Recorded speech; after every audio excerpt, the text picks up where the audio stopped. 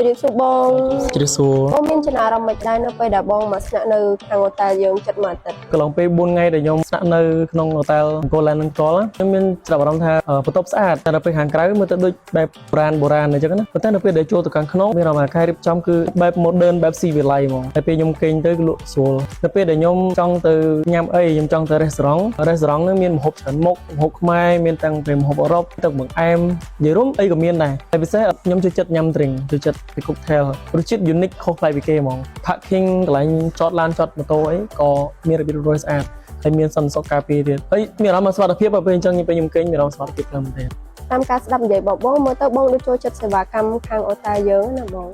បាទថ្ងៃហ្នឹងបងមានគម្រោងឬមួយក៏ plan ទៅដល់លេងនៅណាទៀតអត់បងថ្ងៃនេះខ្ញុំមានគម្រោងថាចង់ទៅដល់លេងនៅប្រាសាទប្រទេសស្រីព្រោះលើល្បីថានៅនឹងស្អាតតែនៅមួយក៏ចង់ទៅភ្នំកលែនដែរចាហ្នឹងហើយបងនៅខេត្តសៀមរាបយើងគឺសម្បូរកន្លែងដើរលេងជាពិសេសកន្លែងរបៀបអរិយធម៌វប្បធម៌អីចឹងបងចុងក្រោយបងមានអ្វីចែករំលែកទៅកាន់ទស្សនិកជនឬមួយក៏ feedback មកកាន់ហូតែលខាងប្អូនបងតែខ្ញុំគិតថាអង្គរឡែនគឺជាសន្តាគារមួយដែលល្អនៅចំកណ្ដាលទីក្រុងហ្មងនៅជិត Pop Street នៅជិតផ្លូវជាតិ6 Brown Cafe ក្រាសាំងកាល់តិចពិសេសគឺត្រូវការអីក៏មានដែរសវិសក៏ល្អបន្ទប់ក៏ស្អាតមានទាំងអាងហែលទឹកដ៏ធំមួយរយៈដែលខ្ញុំស្នាក់នៅនេះគឺខ្ញុំពេញចិត្តខ្លាំងមែនទែនខ្ញុំគិតថានៅនេះល្អអ្នកនរគ្នាគួរតែមកស្នាក់នៅអង្គរឡែន Urban Boutique